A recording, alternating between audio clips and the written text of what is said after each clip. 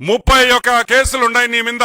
ED కేసులు 7, CBI కేసులు 11. ఇప్పుడు నిన్ను దేంతో కొట్టాలి అని అడుగుతున్నా. చెప్పుతో కొట్టాలా లేదా నువ్వే చెప్పు అని అడుగుతున్నా. 3452 3452 టైమ్స్ నువ్వు కోర్టు అడ్జర్న్మెంట్ తీసుకున్నావు, కోర్టులో వాయిదాలు తీసుకున్నావు. దానికి నిన్ను చెప్పుతో కొట్టాలా?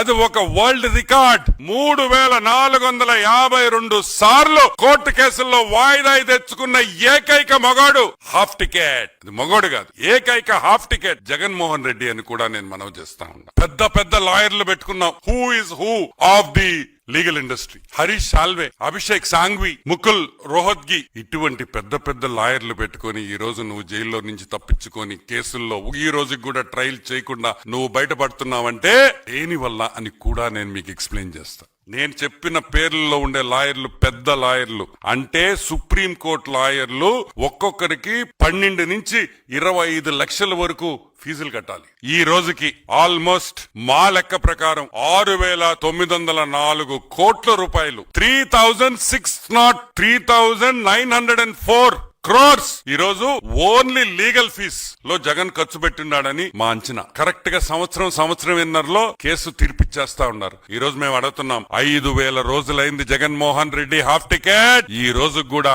నీ మీద వేసిన కేసుల్లో ఈ రోజు ఒక్క విచారణ ఒక్క కేసులో కూడా జరగలేదు.